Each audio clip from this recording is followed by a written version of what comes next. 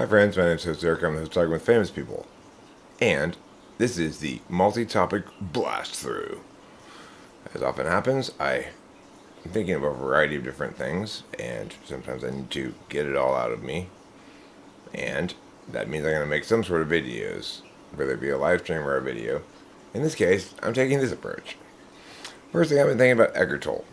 It's just the first thing that came to mind on the list, not the first thing that I've been thinking about in terms of priorities or whatever, but a couple of days ago, I made this video that's about enlightenment called, in 5 steps equals enlightenment. It's like spiritual power hack or something like that. Anyway, and I've spoken about this video that I made about enlightenment, which is basically a send-up of Buddhism. I've spoken about it in other videos here where I complain that I regret spending all that time on it. I think came out to be a bit of a train wreck, and that that's an example of what people who want to pathologize me would call an executive function disorder, namely that there's a real problem with choosing what I'm doing and following through on that choice and making sure it's a good choice before I put in a lot amount of time into it. So that's not actually a disorder of any kind. It's just being an ENTP, but it's something that frustrates me. But then when I went just a day or two later, I was watching it on my phone at the doctor's office, and I saw a recommended video for an Eckhart Tolle video that had been put up 4 days ago, and already had 256,000 views. Now, Eckhart Tolle had put up a video that said, "Best advice 2022," and then the title was something like how to get your life, how to make a magical change that turns you into this dream person, basically. How to renew your life, kind of thing. I just wanted to say, Eckhart Tolle is not saying anything at all about anything. It's just spirituality theater, and even though I don't have a whole lot of respect for my video called Enlightenment 5 Steps to Enlightenment, it way more deserves, and it's not one of my better videos, to have 256,000 views than Eckhart Tolle's fucking nonsense. And I didn't watch the video. Full disclosure, I certainly didn't watch it. I know enough about Eckhart Tolle. I actually read through about a quarter of one of his books because it was on a bookshelf at Kimberly's house, and the guy says absolutely nothing. Okay, so anyway, the next thing, Astro. This means somebody left in a comment, and I didn't read their comment, but I caught a glimpse of the expression, and I sort of inferred what they were probably going for, where the comment was, which is at the NI test. And the expression was, and apparently it's from some song lyrics, astronaut in the ocean. So I think this is a very good NI test, possibly, although it's a test you can only use on half virgins and non-virgins. I mean, half virgins and virgins. You can't use it on non-virgins. So if they've heard the question before, obviously it's ruined for them. But the idea is this. What does it mean / what's the context in which one might say, I think I did read that part in the comments as well, but or I'm paraphrasing, but that was a concept. What's the context in which one might say that? So I asked it yesterday on the live stream and I got a very interesting answer. If you don't want to hear me explain it right now, then pause and think about it for a second. Okay, so the thing is, as soon as I caught a glimpse of that in the comments, it took me a split second. I sort of like, what's that? And then it hit me. Oh, I see what's going on here. Like, I both saw that what it does mean, and that it was susceptible to misinterpretation. And the reason it's susceptible to misinterpretation is because it's not a commonly used expression, but it could be, because it refers to a complex set of related vectors that it conveys a kind of situation and can be used to exemplify a kind of situation. So the thing is, when I asked people about it yesterday in the stream, the people whose NI wasn't in the ego block or the mirror side of it, I suspect, gave me answers that said things like, well, it said it means you're a fish out of water. But of course, it doesn't mean that. It means that you're in a moment where you can find, okay, we can breathe. In other words, the dangerous, scary part is over, and now you're just waiting to get picked up, bobbing around in the ocean. Yeah, a few minutes before, you were in outer space where if you opened the hatch to your little can that you were in, you'd die for sure. But now you just have to wait for the Navy to come pick you up. So that's the context. So what's an equivalent concept? I mean, that's what it means, or that's what it's trying to convey, is that concept. What's an equivalent thing that you might say is like well, if you're watching your sports team and they get pushed into overtime, you know, it's like, you might say it's like an 8 point. It's like jumping out to an 8 point lead in overtime. So in that context, you'd say this was a really tight game. We were really stressed out for a whole duration. It was back and forth, super tight. But once you're up eight or 9 points, or maybe 10 in overtime, it's over. I mean, there's no way the other team's going to come back because overtime's not that long, right? So you can finally just relax and enjoy your victory, even though it's a little premature. You haven't yet won the game. Same concept with astronaut in the ocean. So when I pointed this thing out, and you thought fish out of water, then chances are, by my hypothesis here anyway, your NI is neither 1, 5, 2, nor 6. If you said that and it is 1, 2, 5, or 6, it would probably be 2. So, okay, next. Falling. My falling joke. I also thought this was very interesting last night. I have this joke that goes as follows. I could just play it, actually. I'll just play it. It's here, so might as well. If you and I are both falling from the sky, one of us is falling more. And that one is the unlucky one. But you don't get to choose that. God chooses that. Okay, so this falling joke, it turned out a number of people didn't get it. And maybe you're among them. You don't get it. It's a TI joke. So the reason it seems so funny to me is because TI as an operational value defines how I deal with things in general. So it seems hilarious to me because, of course, nobody can be falling more or less. It's ridiculous. It's a binary status that I'm treating as though it's not a binary status in the joke. If you're falling from the sky, now there's part of the joke because no, that's never the case. And it's like when I'm telling that joke there, I'm part of the humor in it is the way that I'm pretending to clarify something that I'm pretty sure you already get. I mean, you know, like falling from the sky, of course, which is insane because anytime anybody says when you're falling, they never mean from the sky. So there's that sort of absurdity or whatever, or irony, or just surprise in general. That's what humor is predicated on. But and then in the second part of the joke, which is just this, basically, but you don't get to choose that, but God chooses that. It's whether you're falling more or less, right? Now, there's a lot of contextual stuff around there that's the shortest excerpt or shortest cut of that joke that I could make. There's a longer cut that includes a timing setup bit for the God bit at the end. And I played both cuts to a bunch of people yesterday on a live stream. Well, not a bunch of people. I mean, yeah, I never have a bunch of people, but to 15 people over there or whatever. And there seemed to be consensus in general that the shorter of the two cuts was better.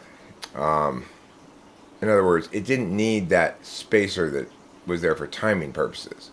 But what was weird is that people didn't necessarily get the joke. When I explained it, somebody said, or two people said, well, what about weight? Things that are heavier fall more. No, and they don't fall faster either. And faster doesn't mean more. And we seem to have forgotten about that famous guy, Galileo Galilei, who famously dropped some round things from the very famous Leaning Tower of Pisa. I couldn't believe when it was verified for me that my notion that did the guy who dropped those balls to determine this thing, did he actually drop them from the Leaning Tower of Pisa? I seem to have that in my mind somewhere that maybe that was the case. And somebody said, yeah, actually, yes, that's true. It seems too silly to be true, but it's true apparently. That was what he dropped them from. So okay, if you don't get that joke, then you probably also wouldn't get this joke, which is of an equivalent sort, which is another joke that I made in a stream the other night, which is, it can be difficult to convert from Fahrenheit to centigrade, stuff like that. But what's really hard is to convert from distance to weight. So it's like, I can tell you how many miles 3 kilometers is pretty easily. But even though it's the same system of measures, metric, it's much more challenging for me to tell you how many kilograms 3 kilometers weighs. To do that, you need a very advanced math degree. Now, this is a joke because I'm playing the role of somebody who conceptually doesn't get that you can't convert distance into weight. It's a very silly idea, okay? And yet, it wouldn't shock me at all now after having realized that people don't get the falling joke if a lot of people didn't get that joke because they're not TI, and I find it just like super eye-opening. Now, granted, one of the persons who did not get this falling joke was Skyger, who's definitely a TI Dom and an INTP, and also a non-native speaker of English. So that may be a factor in the falling joke as well. I don't know if Skyger I'm assuming he got the math joke. He's a math guy, but it's not really a math joke, right? It's a joke about people attempting to treat life as though their category errors were an effective way to deal with it. Okay, so next, arguing. 5. Okay, arguing about... So, I just generally want to say, there are things I like arguing about and things I absolutely hate arguing about. I hate arguing about cognitive functions because whoever I'm arguing with about it, unless it's somebody who's a person around the channel who understands in general what I've been saying and is attacking something specific that I'm saying, in which case, fine, they're probably right if it's like an INTP or something. I just need to make some adjustment here into either how I said it or what I said or correct what I said or something like that. So that's no problem. That's not me arguing about cognitive functions. That's somebody else correcting me, and that's fine. I have no problem with that. I like that. But I hate it when people try to come in and argue with me about cognitive functions as though like we're two debaters adversarially engaging each other about the topic, because nobody who wants to do that with me is remotely qualified to do it. And it requires way too much explaining basic concepts to them before I can even begin actually determining where we disagree, if we really do disagree, because they didn't come in really to argue about functions, okay? And we'll get to that in C here. I do like arguing about policy with people who are sane, which is to say, with people who can listen and respond to what I say directly on point, rather than just ignore what I say, deal with things they hear even though I didn't say them, etc. But by and large, I have no problem arguing any policy position. I mean, any policy argument. I like that kind of argument. It's the appropriate place to argue. And with civilized people, they can have civilized arguments about it with nobody getting all upset. But I can get super upset in arguments about policy if the other person isn't being civilized about it, which is to say, they aren't treating my words fairly. They aren't saying, okay, this is what you actually said, and this is how I'm actually responding to it. They're trying to avoid responding to what I said. They're trying to misframe what I said, or other shit like that. Then that pisses me off. Now, the thing I hate arguing about more than anything else is me. Yes, I make some outrageous claims, like I'm the smartest man on YouTube. And you can, certainly because I make those claims, argue with them, or dispute them or whatever, but I hate arguing about me. Because the thing is, ultimately, the reason I make those claims in the first place is because of this phenomenon that I experienced the first time after I quit drinking and then got into a big conflict with my boss at work, got fired, and started my own business. So, when this occurred, my friend Corey was very scoldy at me in general, saying how irresponsible I was being. I just needed to sort of comply with my boss because I needed this job to support my family. And I said to him, Corey, I mean, I don't think you get this. This job is really actually quite underpaying me. The only reason I'm still there is because I liked the job and I liked the situation and I liked the empowerment of my debate coaching and stuff. But I could get a easier job for more money any place, no problem. And I will have no problem starting my own business and instantly getting a bunch of clients because I'm a huge name in the debate community around here. After all, my former boss sent out these all in Chinese mailers to everybody in every Chinese name in the San Gabriel Valley, and emblazoned in large in a big square with my face and how great a coach I was on these mailers for years. So yeah, I mean, I had a lot of employment capital to spend as a potential employee, or as I chose, I opened autonomy debate. And like I said, I had plenty of clients right away. It's just ultimately I realized I don't want to be a business owner. I don't want to wear that hat. I don't like it. But regardless, what happened in that instance is Corey was telling me these things like, you need to be more responsible. And I realized, oh, Corey doesn't understand, I'm sure for plenty good reason, that I'm actually super really good at my job, like better than pretty much any other coach. And that debate's one of those fields where it's impossible to fake it. You either win more than everybody else or you don't.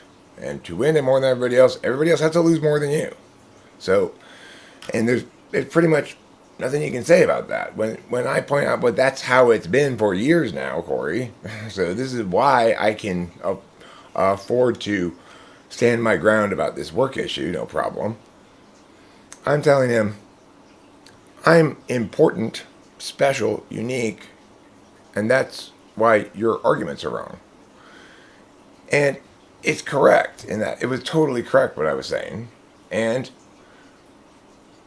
I didn't like to have to say it, right? You know, I don't want to have to argue about me.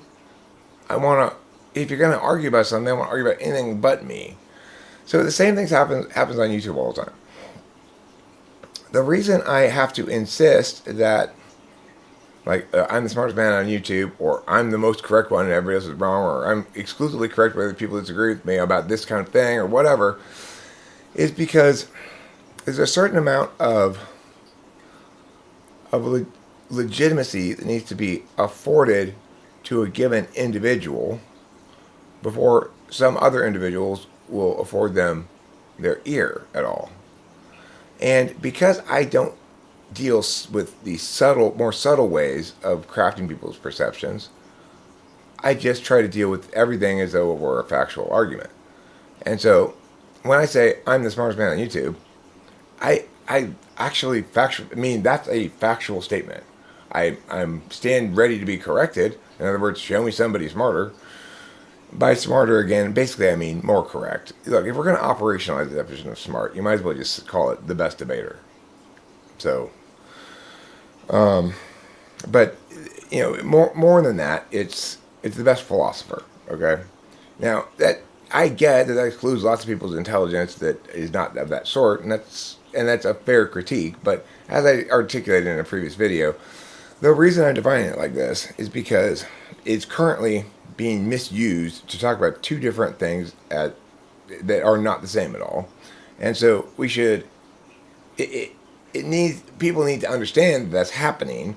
And then we need to distinguish between smart, which already exists basically to talk about TI kind of smartness, and these other things that are also potentially smart things to be and do, but aren't smart in a what people normally consider to be a generalized intelligence way, which is itself a bullshit concept, because it tries to say that these things are related to each other rather than inversely proportional to each other, which is correct. Okay, so I don't want to argue about me because it always boils down to shit like this. You're so arrogant, Eric. Like, okay, well, actually, let me read this comment. And then this will be exactly what I'm talking. This will help explain exactly what I'm talking about. So, this person, and it's like, oh, what frustrating idiocy. It's so frustrating. Because this is exactly how to be wrong about me completely, okay? If you want to be totally wrong about me, then you need to say this stuff.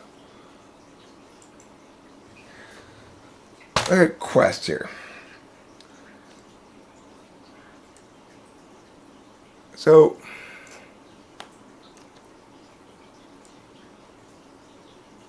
Quest said in response to that I'm the smartest man on YouTube video the following thing. I can pause the video a minute in and tell you that there is a glaring amount of arrogance to assuming you're smarter than anyone or group of persons. Okay, so first of all, if you can pause my video a minute in, that's 38 minutes or 20 minutes, actually I think that was 20 minutes, and know something about me and what I'm saying, then you haven't listened enough, because you can only comment upon what I said in that first minute, and there's absolutely no reason to conclude that thing from the first minute of that video. The thing is, I am not arrogant, and I get that people are going to laugh at this. Eric, you have to be the most arrogant person in the world. I'm not. The problem is people make me argue about myself when they say shit like this. So now, because it's been said here on the flow, arrogance, in my opinion, is a direct indicator of a person that is lacking in any desirable level of self-awareness. So, first he says he can tell there's a glaring amount of arrogance in me from the first minute of a video, which is explicitly, undeniably not cocky or arrogant in tone. Although the words, I'm the smartest man on YouTube, do comprise a very bold claim, it is not the case that an arrogant person is likely to make that claim, actually. Because an arrogant person is potentially, like you're saying here, lacking in a desirable level of self-awareness. And so they don't want to make themselves vulnerable like that, even if, well, it wouldn't be true, right? That's the thing. You can't have real smartness without real humility. Real humility is about always being either correct or ready to be corrected. So,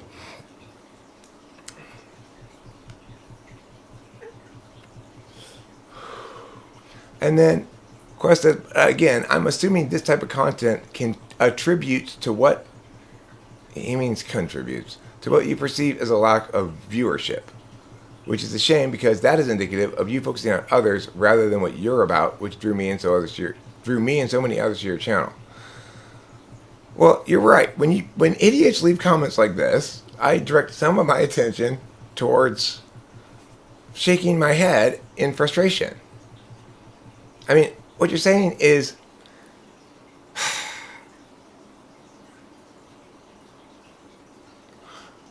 so if this type of content harms my viewership and is indicative of me focusing on others rather than what I'm about, then is it impossible for me to be about changing others' perceptions or making claims about myself? This comment is so clearly just, this guy hates me, or hates that video, hates me in that video. hates me making these bold claims that set myself apart from other people. And everybody does, pretty much. So that's why I hate arguing about me. But when somebody comes and says, Eric, there is a glaring amount of arrogance to assuming you're smarter than any one group. Now, my answer to this is exactly correct, which is this is yeah, right? I said,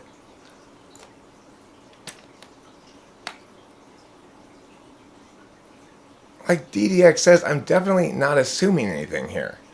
I don't know how one could predicate an argument on an amount of arrogance in any context at all, but here I'm explicitly making a claim. That means I'm saying, here's something I'm saying that you should agree with, and here's why. None of the whys that I said include because I'm so arrogant. So it's not possible for this to be an assumption, which is something you predicate an argument on. The takeaway here is that you should try to understand things a little bit before commenting upon them with your abjectly worthless opinion. Now, this is also not a good way to make friends, right? And in some sense, the guy's right. Hey, I'm focusing on other people rather than I'm focusing on other people being stupid rather than the smart things I have to say. But the reason I have so many smart things to say is because I take seriously the cleanliness of the flow in general, which is to say, if somebody says bullshit, I feel a compulsion to respond to it, especially if it's bullshit that is like, okay, you're by saying this, you're explicitly, directly choosing to spit in my face by ignoring the words I say. And that's very frustrating to me. Okay. So that's why I hate fucking arguing about myself. So it's like with the Corey thing, to finish that story, basically, he pushed me into a corner where I had to explain to him, no, I'm not guilty of the thing you say because I'm so valuable a resource in this job field. And then I got accused of, guess what? Being arrogant. It's like, if you challenge things that are true, I'm going to say, well, you're wrong. If you negate things that are true, I'm going to say you're wrong. And if you negate things that are true about me, I'm going to say you're wrong. And you're going to say I'm arrogant. So it's like, fuck off, you know. 6, when you must replace 2 with 3. So I thought occurred to me in the bathroom last night, I thought was interesting, which is the worst case scenario probably for every type is when they cannot integrate 2 with 3 together. One of them serving as a frame, one of them serving as a tool operating underneath that frame. And third's the frame, second's the tool. But when you can't do that, it means you really fucked up and you're in shit town right now. So basically for me, when I cannot use TI at all and I have to use FE, it means I fucked up badly because I can't win the argument and I have to appeal to, come on, you know, we're friends, or here, let me get you a nice cup of coffee. Wouldn't you like this? I have to resort to schmoozing. In other words, I have to, in some sense, according to my construction of self, debase myself in order to get out of trouble. Whereas if I'm using it well, it's operating as a frame that reminds me, look, this stuff you were just talking about before, 5C, is really going to backfire on you consistently, no matter how true it is. Because there's a certain subsection of the population that when they hear somebody say self-aggrandizing thing, they sort of explode with outraged indignation and don't evaluate it on its truth or legitimacy or nuancedness or anything like that. So that's when I'm doing well, my third slot is reminding me, work under my frame. If I've fucked up, then I'm saying I'm just in my third slot. I'm making some public apology, mea culpa thing or whatever. I don't know. All right, so that was the thought I had in the bathroom. Now, number 7. What doctor test frustration means. So going to the doctor and seeing this ESTJ doctor, nurse practitioner process, and just how incredibly like frameless it is. It it's been informative in that I feel like okay, I get why they're my benefactor type. Because the thing is, while this ESTJ doctor did, as far as like, I mean, I will say objectively a terrible fucking job. Like, absolutely terrible. If you were to prioritize anything that matters in the equation, like what's the diagnosis. But because she was an ESTJ, I was able to get everything I needed from her. No problem. And the reason, ultimately, is very simple. Because she's TI 5th, she answered the question I asked and not some other question. She tried to be language, she tried to uphold this value of TI in her dealings with everything, even though none of her approaches are actually TI naturally. So it's like her plan was to let me grope around with random testing and just sort of until I have a bunch of data in front of me so that I don't have to use any intuition at all. But at least I was able to clarify that because she answered the questions I asked accurately, honestly, and not some other thing.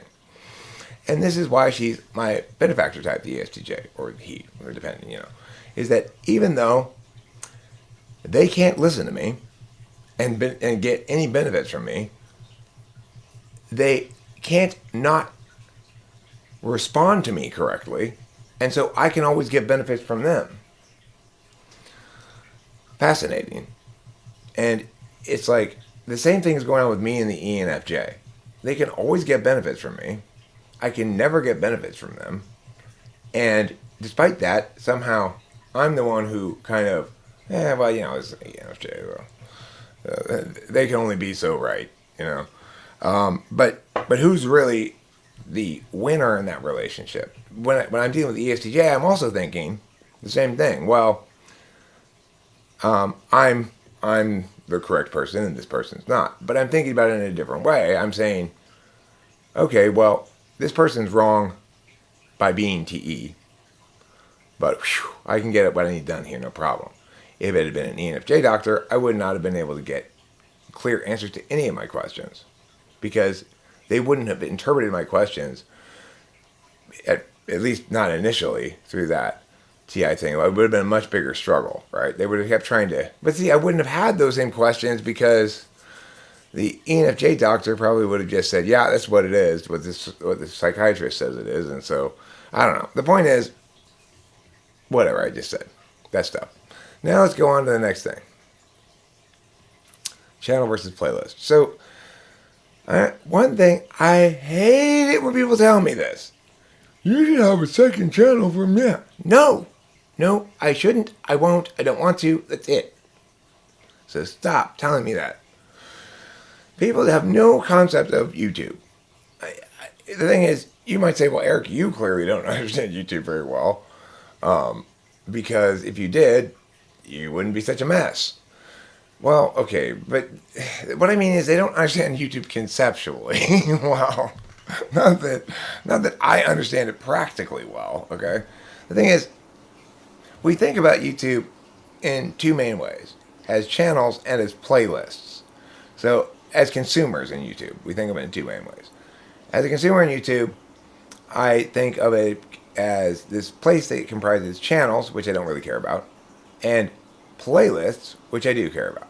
Now, playlists doesn't mean playlist in the YouTube sense. It means a progression of videos for me to watch that are correctly the videos that I want to watch in succession from each other. And they may include videos from many, many channels. So, for me, I don't really care about channels at all. I'm not, and I think everybody ultimately collapses down to the same frame of reference, which is, I'm here, if I'm a consumer of YouTube, to be entertained by what I want to be entertained by, or informed by what I want to be informed by, in exactly the way I want to be entertained or informed, and that's it. So we need to remember that, in fact, even though we think of it from a consumer angle as a channel versus playlist thing, in other words, do I want to watch this person or do I want to watch this sorts of videos? It's actually YouTube is a database object personalized desirability calculator. So all YouTube is a massive database where people upload videos to. So there's servers with folders and folders full of me and my random upload videos. The thing is, the uploader is tasked out with doing a lot of the where in your database should this go, and where in our larger database should this go. But the person who's being tasked out to upload this is not very reliable about that. In fact, everybody who's uploading shit doesn't want to help YouTube get it right. They want to help their video be successful. So YouTube is fundamentally an application that is designed to figure out which objects from this vast database of objects are desirable to you based on your behavior within the database over time. And when people suggest to me that I start taking channel, what they don't understand or fail to recognize is that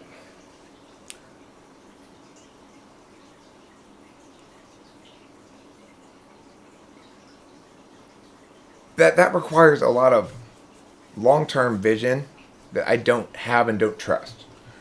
In other words, I have a monetized channel, which I was when they changed the rules of monetization to make it so that small channels couldn't be monetized anymore. I was already over the threshold of 1,000. Was well enough over it. I met all their conditions to stay monetized, so I stayed monetized.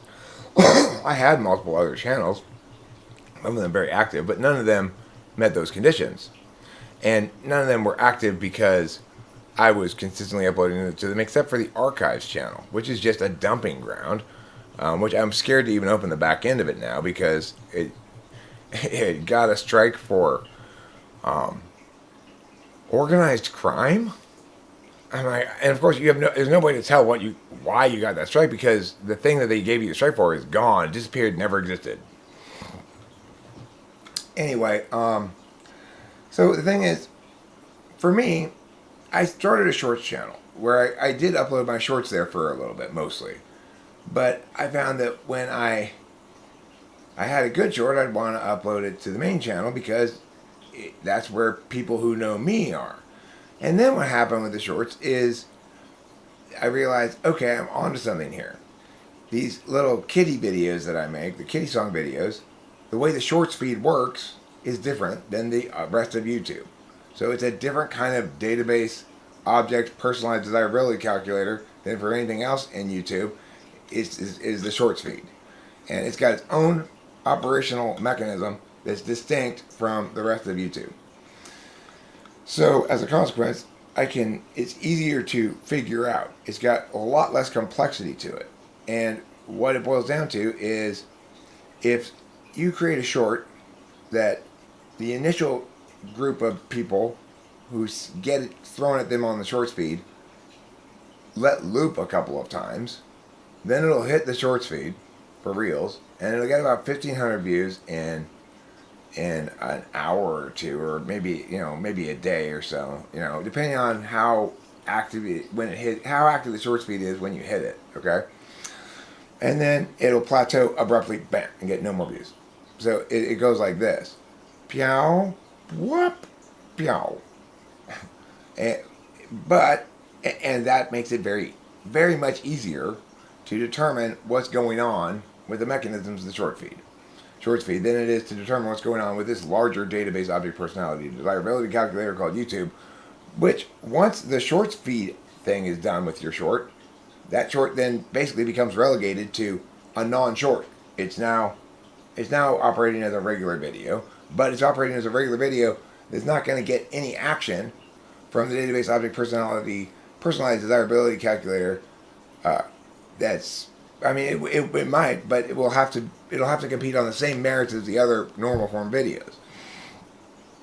So now you tell me, if you upload some kitty song videos and and your channel views have increased by 84% or something, and you're getting paid for it a little bit, and you're thinking, well, you know what, my subscriber rate's going up, I have way more views. That one cat video got 3,600. This one joke short that I made, which wasn't even a good joke really, it was just me being really repetitive about in a sentence that said, "Never listen to people who repeat themselves."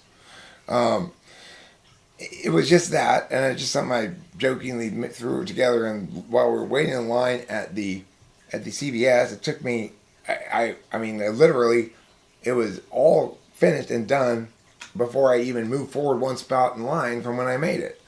It was very quick and easy. It got 10,000 views, and I don't know if it paid me much or not. See, it's like, I'm not sure how the money end of it, the shorts thing works.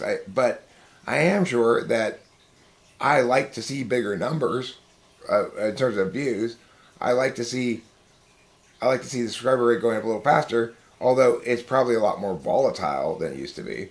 You know, the 7,500 or so subscribers I have, which is not quite that many, like 7,200 or whatever, but most of those people are among YouTube's most genuine subscribers.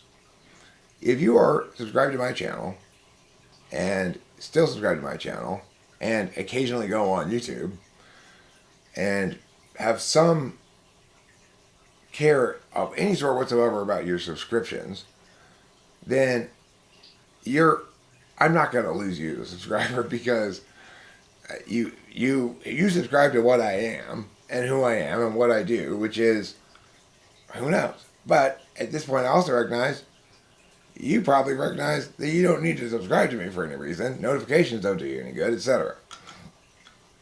So am I going to multi-channel? No. Is it smart? Probably, maybe, yes. But it requires me to see past the initial frustration at I'd be getting more views and money for this on my other channel than I do in this context. And and then it's like, I don't like the idea of starting a new pile, because I put so much stuff into this pile, and that new pile is always going to be this weird thing it's in a different room that I have to go get to, whereas why isn't everything in one pile? You know, now that's not a good reason, sort of impact wise or outcomes wise or whatever, but it is how I operate. Okay, now scheduling. Scheduling is one of those weird things in YouTube, since it is a data-based object personality desirability calculator, and it would ideally be good at its job, then there is, in that sense, no logic to ever delaying putting up a video. You're just waiting until later to start what's the same thing. But it doesn't actually work out like that. So it's like, people are most likely to unsubscribe when you throw up a bunch of one kind of video that they don't like in a row, because people have this weird, everybody including me has this weird locality recency thing going on, where it's hard to remember that Eric always does this and has always done this.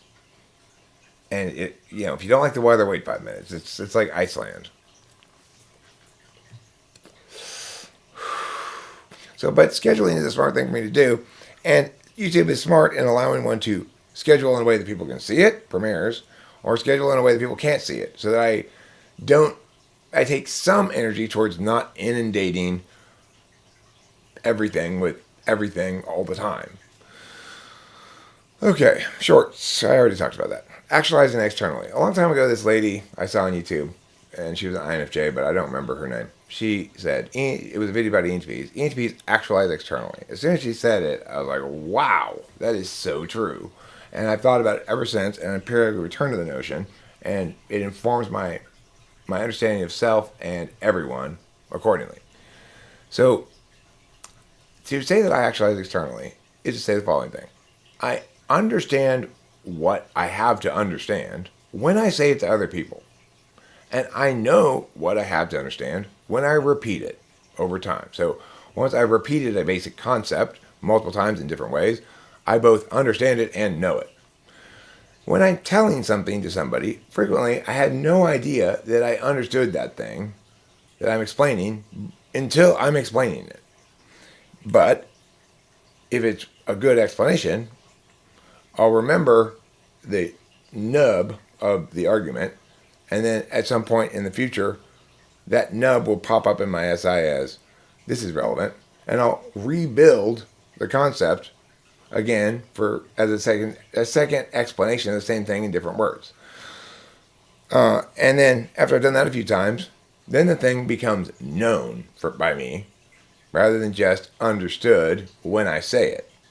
In other words, it's incorporated into my larger understanding. Now, what does this have to do with actualizing? Well, it's like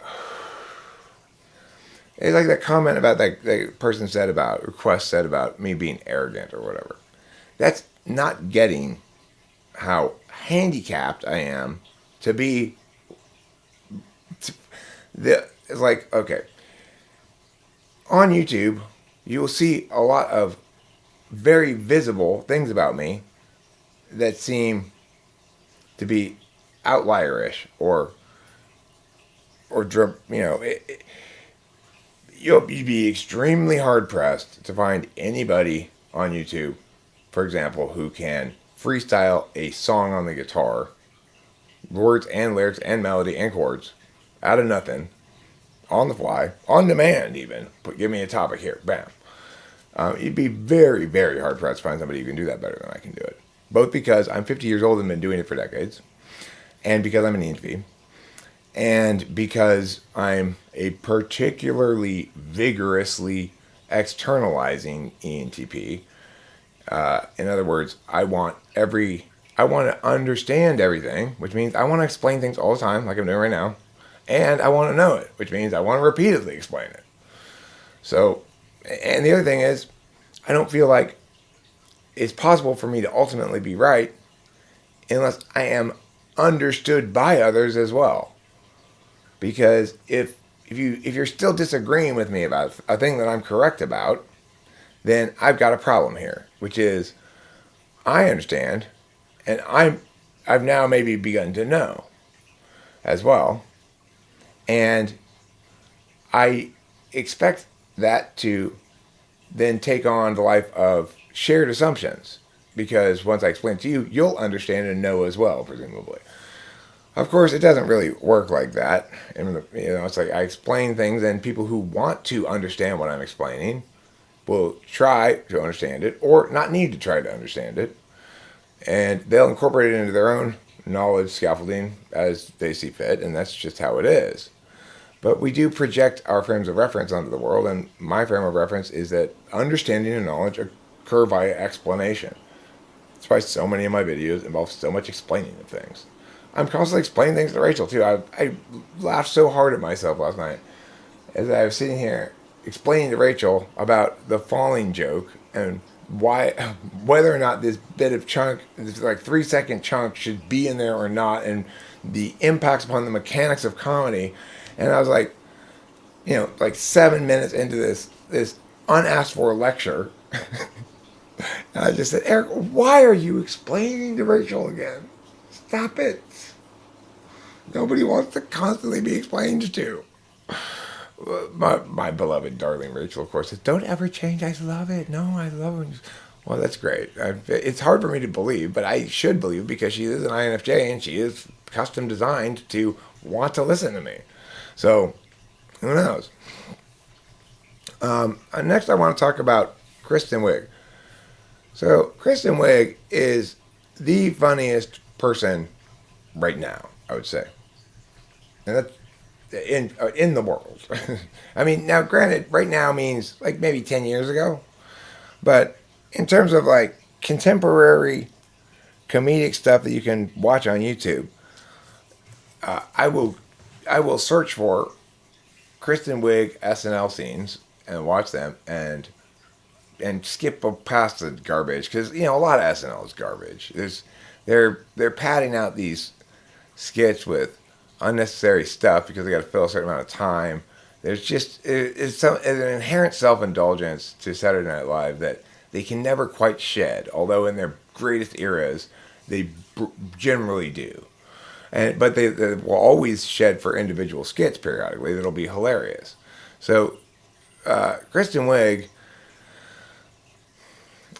can take even a bad skit and her part of it will still be good. So, because she's such an amazing comedic actress, it's just astonishing, hilarious. Her timing, her understanding, everything is perfect. Okay, so one of my very favorite Kristen Wiig things to watch is Secret Word, which is this SNL skit, and the concept of it is so simple, and yet it's so hilarious every time they repeat the concept. That's an impressive accomplishment in comedy. The concept is this.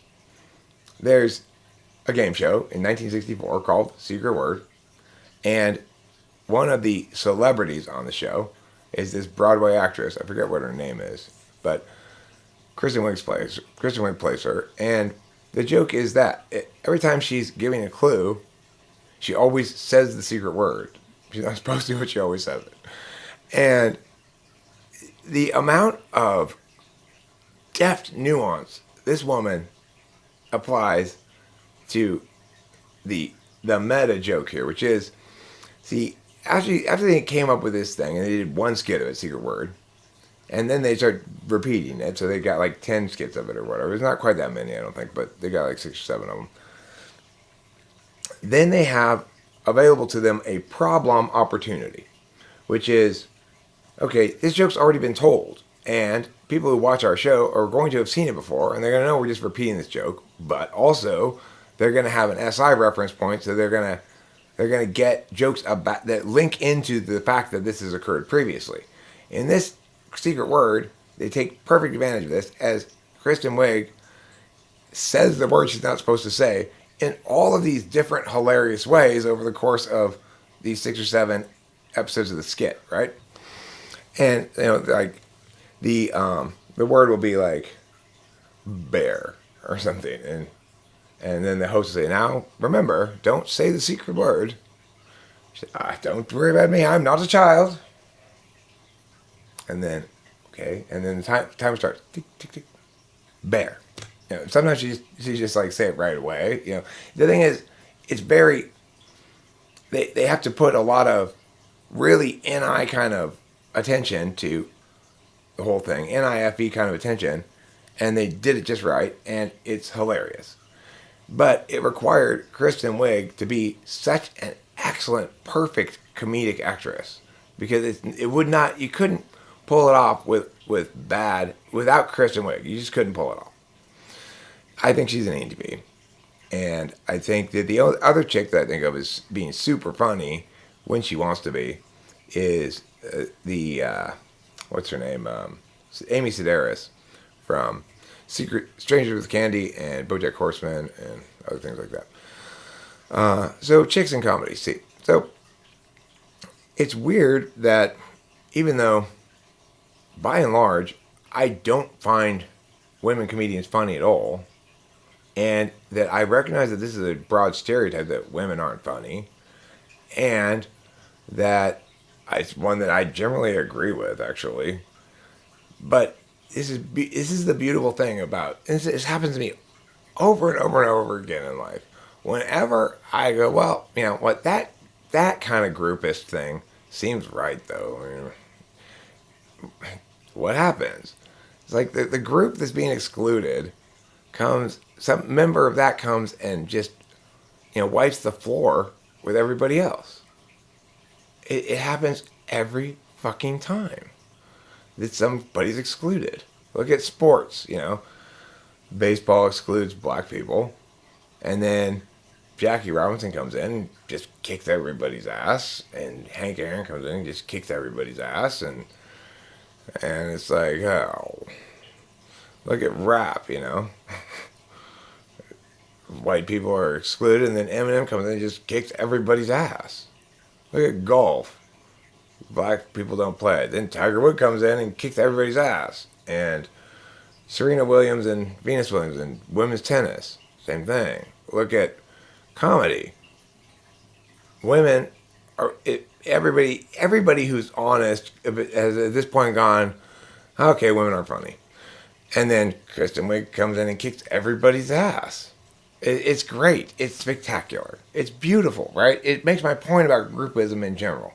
The only groupism that one can use successfully is one that is 100% correct, namely typology. Because when I make claims about, well, the reason you're not going to be successful artistically as a comedian is because you don't have the right cognitive function stack, that's actually fair. You know, if you're FE polar and let's say SI Dom, ISTJ, you have zero chance of being a successful comedian, even if you might make an occasionally hilarious joke. I can think of a hilarious joke my friend Cameron made one time. It was totally an SI joke. We were watching the Olympics, Winter Olympics, and Cameron was eating chips, and the skier was going, and they had, the parabolic mic so you can hear the sound of the skis in the snow a little bit, but he's also eating chips, and he's eating them kind of in time with the skiing. So he swallows and he says, "Wow, that's some loud skiing." And it was quite hilarious. But anyway, but that's the only time I can think of ever of Cameron being hilarious. And granted, Cameron is not every ISTJ, but they're just not cognitively functionally equipped to do humor at all. They just aren't. When they do humor, almost always they're going to be referencing something that already exists, like repeating a joke from a movie or something, in a way that could even be cringy. Now, Cameron doesn't do that, but if they're going to, I watched this ISTJ chick one time when I was doing Type Police who was clearly ISTJ and self-identified as INTJ. INTJs might be able to do some comedy because their NI Dom, TE tool means at least they've got a mechanism, they've got built in as a tool function, figure out how to make this work for me. And that means that with intuition, they can figure out how an intuitive thing like comedy can work for them, whereas ISTJs really can't. So, Rachel's coming in right now.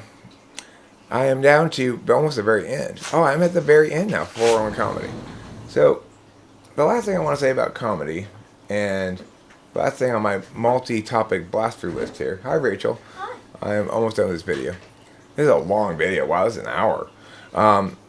Is this mistake made in one of the secret word things. So, and the mistake was made by, I think, the writers, but it might have been made by Kristen Wiig. The joke was this. The secret word was floral. And unlike most of the secret word things, when she's giving the clues to it, she's actually doing it right. Except the clues don't make any sense for floral. She's saying, okay, it's what you do, what you give on opening night. It's what you do to get apart. It's what you, and then, of course, as the time's running out of the thing, she goes, oh, wait, I'm sorry. My finger was covering the first letter. It's floral. But the thing is, she just left it at that. Then Kristen Wiig explained to make it clear that what the joke was, that she was describing giving somebody a blowjob because she thought the word was oral. But they shouldn't have hung a lantern on it as she did after the fact. Whether she was doing the lines as written or whether she was improvising, that it's almost impossible to tell because she's so good, But anyway, then in a later episode of Secret Word, they did the same joke again, except it was the Christmas episode and the word was trimming and she covered the T. And the second time they did that joke, they didn't make that mistake. So it wasn't as funny the second time because as soon as it started, I had already pieced it all together where they were going with it. And so it didn't work as a repeat concept because it didn't vary enough from the original concept. Although they did it correctly this time, it still didn't work as well as the time they did it incorrectly. So this is the weird thing about comedy. And the last thing I'll say about comedy before I end this is the hugest challenge for me as somebody who wants to do comedy and wants to be funny and has finally kind of gotten over the deep seated fear of that, okay, comedy may not be worth it because unlike everything else I'm trying to do, failure isn't just the absence of good, it's a huge pile of bad as well. So if I try to be interesting and fail, you just turn me off and say, well, that was boring. If I try to be funny and fail, if you're like me, you experience a deep ontological pain. When I watch somebody who's trying to be funny and fails, it's like they're stabbing me in the heart and face. So there's naturally some hesitancy on my part to take that chance. Maybe I shouldn't be playing with nuclear weapons. It's sort of the way it goes, because if I fuck up, this is going to be, I'm not only going to not look good, I'm going to embarrass myself in a horrible way that I don't want to cringe like that. I don't want to have those shame shivers, right? But it seems like lately I've accepted, okay, Eric, the fear that's underlying this has always been this. Well, maybe you're actually not funny, and you're just completely deluded. You have no way of knowing.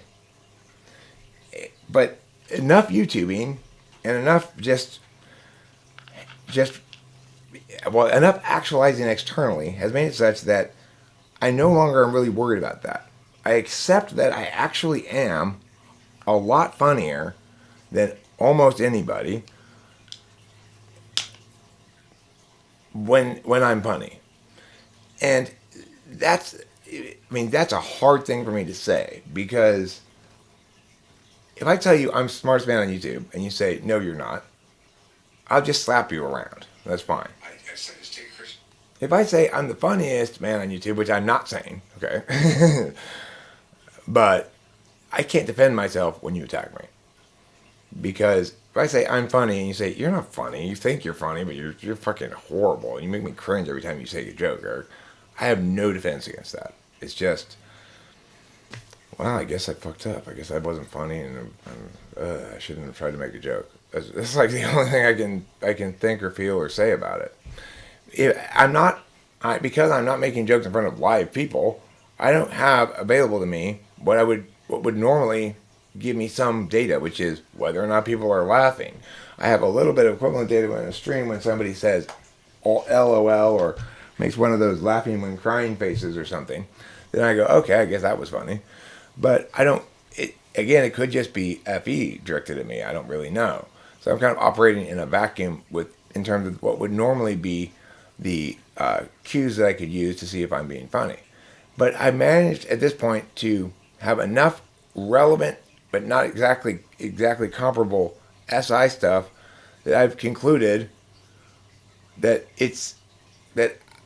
I have nothing to fear but fear itself, basically. That, in fact, at no point is it going to be revealed that I'm actually secretly an incredibly lame, dumb person who has anybody's attention only because my parents are paying them to like me, which is something I used to think when I was a little kid.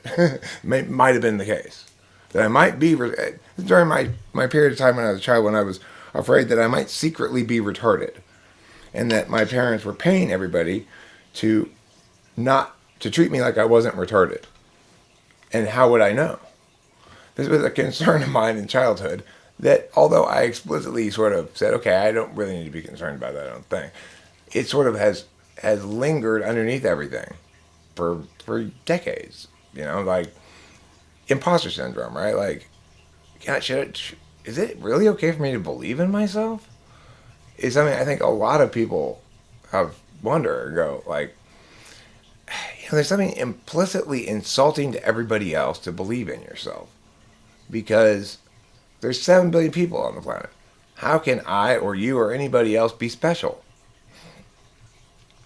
It's for people like me who actualize externally and don't have a clear sense of their own worth, value, likes, whatever, implicitly because their subjective deliberation function is polar like mine, and their subjective knowledge function is fourth like mine, or some other horrible placements like that, then you really need to have, in other words, if you're going to know who you yourself are outside of you yourself, you need to spew a lot of spewage for a lot of years before you're actually going to get there. And that's the thing. It's like when you're that person who spews that stuff, other people are going to say, God, why are you're doing this wrong? You're trying to determine who you are outside of you. That's not possible. But it's the only way it is possible for me, actually. And the people who are saying that are just projecting their own frame of reference onto me without getting that my experience is very different. I don't see it as a bad thing to be open, honest, and out there in front of everybody. But my friend Corey assumes that I'm desperate for attention. I'll never be satisfied until I understand that I don't need this attention. Well, I do need this attention. I need someone's attention so that I can understand things and know them by explaining those things to them. And that will bring to the end of this video today's discussion of things that were on the list that I talked about. Thanks for watching, and don't forget to eat plenty of cheese, or bees, or knees, or fleas.